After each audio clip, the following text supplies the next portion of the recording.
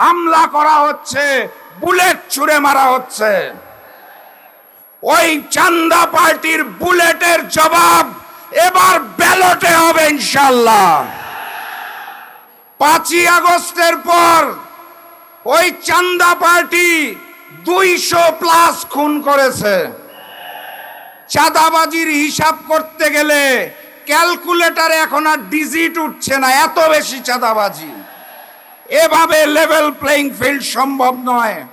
8 দলের প্রার্থীদের নির্বাচনী প্রচারণায় হামলা।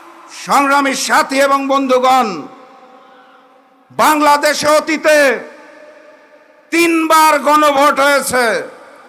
জাতীয় নির্বাচনের দিন গণভোট আয়োজন করার কোনো ইতিহাস বাংলাদেশে নাই।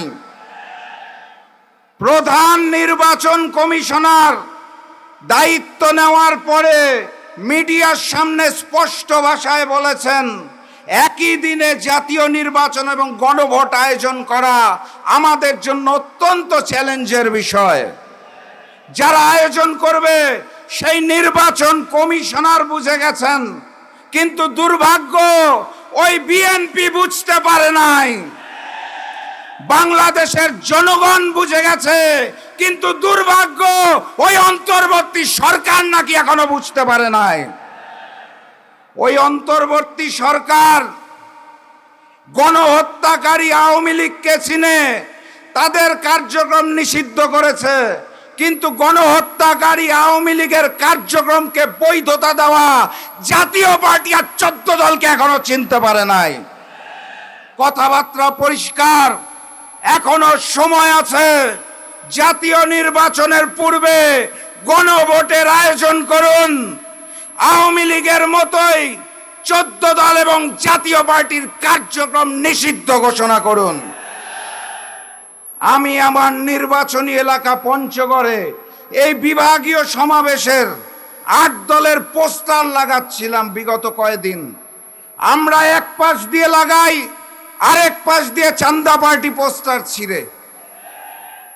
আমি চান্দা পার্টিকে বলতে চাই, ডাক্তার শফিকুর রহমান, পীর সাহেব চরমনাই, আল্লামা মামুনুল হক সহ 8 দলের নেতৃবৃন্দের ছবি এবং নাম পোস্টার থেকে ছিঁড়তে পারবেন, মানুষের মন থেকে মুছে দিতে পারবেন না। গণভোটে হ্যাঁ বলো, 8 দলের প্রতীকে সিল মারো। গণভোটে হ্যাঁ বলো, 8 দলের প্রতীকে সিল মারো। এই পদ্মার প্রমত্ত পদ্মার পানি নাই, ভারতীয় আধিপত্যবাদ। আমি শুধু স্লোগান ধরতে চাই, যেই স্লোগানে ওই হিন্দুস্তানের বুক কাঁপে, যেই স্লোগানে পুরাতন জালিমদের বুক কাঁপে, যেই স্লোগানে নতুন করে সৃষ্টি হওয়া জালিমদের বুক কাঁপে, সেই স্লোগান আপনাদের সাথে একাত্মতা ঘোষণা করতে চাই। নারায়ে তাকবীর, নারায়ে তাকবীর, নারায়ে তাকবীর। এই স্লোগানটা আগামী নির্বাচনে বিজয়ী হয়ে ইসলাম এবং দেশপ্রেমী বাংলাদেশ করতে করতে বাড়ি যাওয়া পর্যন্ত স্লোগান চলবে। তার আগে আওয়াজ বন্ধ হওয়া যাবে না ইনশাআল্লাহ। সংগ্রামী ভাই বন্ধুগণ, 5 দফা দাবি আদায়ের লক্ষ্যে আন্দোলনরত 8 দল বিভিন্ন কর্মসূচি দিয়ে দাবি আদায়ের জন্য সংগ্রাম চালিয়ে যাচ্ছে। আমরা পরিষ্কার করে বলতে চাই, অবিলম্বে গণভোট দিতে হবে। জাতীয় নির্বাচন এবং গণভোট একদিনে করার কোনো সুযোগ নেই। জাতীয় নির্বাচনের আগেই গণভোট দিতে হবে। আগামী নির্বাচনকে সামনে রেখে লেভেল প্লেইং ফিল্ড নিশ্চিত করতে হবে। আইন শৃঙ্খলা বাহিনী এবং জনপ্রশাসনের নিরপেক্ষ ভূমিকা নিশ্চিত করতে হবে। যারা খুন করেছে, আহত করেছে, বিগত 17.5 বছরে জুলুম নির্যাতন নিষ্পেষণের স্টিম রোলার চালিয়েছে, সেই খুনি হত্যাকারীদের বিচার নিশ্চিত করতে হবে। আমরা বলেছি পিয়ার পদ্ধতির মাধ্যমে আগামী দিনে নির্বাচন দিতে হবে। উচ্চ কক্ষে পিয়ার পদ্ধতিকে জুলাই সনদে সংযোজন করা হয়েছে।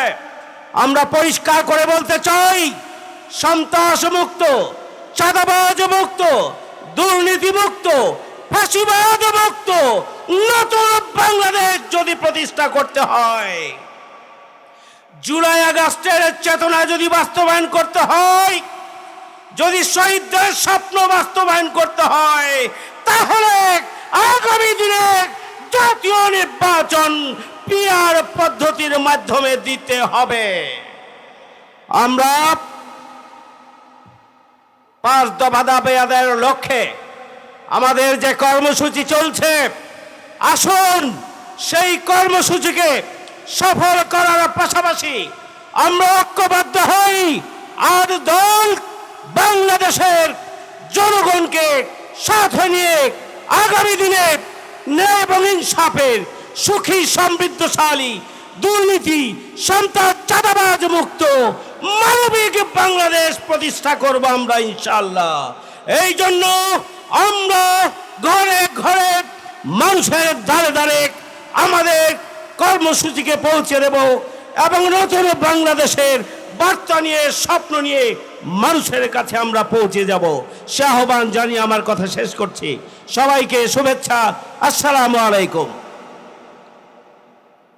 সম্মানিত উপস্থিতি, সারা বাংলার আনাচে কানাচে একটি আওয়াজ এবং আসার জন্য আগ্রহ প্রকাশ করেছেন। আমরা এই যে ঐক্যবদ্ধ হয়েছি, আমরা নির্বাচনী সমঝোতার ভিত্তিতে আগামী পার্লামেন্টকে একটি কার্যকর পার্লামেন্টে পরিণত করবে ইনশাল্লাহ। আমাদের এই নির্বাচনী সমঝোতা পার্লামেন্ট থেকে শুরু করে একেবারে ইউনিয়ন ওয়ার্ড পর্যন্ত বিস্তৃত হবে। যে দলের এমপি প্রার্থী হবে, অন্য দলের উপজেলা চেয়ারম্যান মনোনীত হবেন। আবার ইউনিয়ন পরিষদের চেয়ারম্যানও ভাগ বাটোয়ারার মাধ্যমে আমরা ইউনিয়ন পরিষদ নির্বাচন করব। আমরা ইউনিয়ন পর্যায়ে, ওয়ার্ড পর্যায়ে মধ্যে নির্বাচন করব, যাতে কোনো ফেসিস্ট, কোনো খনি, কোনো চাঁদাবাজ, কোনো দখলবাজ আর জনগণের ভাগ্য নিয়ে সিনেমিনি খেলতে না পারে। এখন আমাদের এই ঐক্য টিকিয়ে রাখতে হবে। কেউ যেন ঐক্যের মধ্যে ফাটল ধরনের চেষ্টা না করে। যারা এই ঐক্যের মধ্যে ফাটল ধরনের চেষ্টা করবে, দীর্ঘদিন পর্যন্ত জনগণের যে প্রত্যাশা, জনগণ সবাই বলে আমরা 53 বছর তাদেরকে ক্ষমতায় দেখেছি। এইবার আপনাদেরকে ঐক্যবদ্ধভাবে আপনারা যদি নির্বাচন করেন, একক বাসকে যদি আমরা নির্বাচন করেন, আমরা এবার ইসলামী দলকে রাষ্ট্রীয় ক্ষমতায় দেখতে চাই। এর মধ্যে যদি কেউ ফাটল ধরনের চেষ্টা করে, আমি পরিষ্কার কথা বলতে চাই, কোনো ষড়যন্ত্র করে, তাহলে কিন্তু জনগণ যারা ঐক্যের ফাটল ধরাবে তাদের পিঠের চামড়া খুলে ফেলবে। সংগ্রামী ভাইরা আমার, আসুন আজকের একটি আমরা সুখী সমৃদ্ধ দেশ গড়ব। দেশের অবস্থা অত্যন্ত নাজুক। আজকের হাজার হাজার মানুষ জীবন দিয়েছে, হাজার হাজার মানুষ পঙ্গু হয়েছে। আজকের এই অবস্থার মধ্যে আজকে দেশের সামগ্রিক অবস্থাটা কি? আজকের চাঁদাবাজ তো কমে নাই, সন্ত্রাস তো কমে নাই, খুন তো কমে নাই, নির্বাচনী মিছিলে প্রোগ্রামে এখনো গুলি করে মানুষকে আহত করা হয়। আমরা এইটা কোনোদিন বরদাস্ত করব না। এই জন্য আমরা পরিষ্কার একটা স্লোগান দিতে চাই, আমরা এদেশে ভালো নেতা চাই, ভালো নীতি চাই, এছাড়া জাতির মুক্তি নাই। ভালো নেতা চাই, ভালো নীতি চাই, এছাড়া দুর্নীতি দুঃশাসন মুক্ত একটি কল্যাণ রাষ্ট্র প্রতিষ্ঠার কোনো উপায় নাই। এজন্যে ভালো নেতা হতে হবে। 8 দলীয় জোটের যারা নেতৃবৃন্দ আছেন, আমি পরিষ্কার বলি, জনগণের কাছে আমাদের যেতে হবে। জনগণের মধ্যে আমাদের সততা, দক্ষতা, ন্যায়পরায়ণতাকে প্রমাণ করতে হবে এবং আগামীতে যাতে একটা দেশের কল্যাণ রাষ্ট্র হয় সেই ব্যাপারে আমরা সব ঐক্যবদ্ধ চেষ্টা করব। আমা তৌফিকি ইল্লা বিল্লাহ।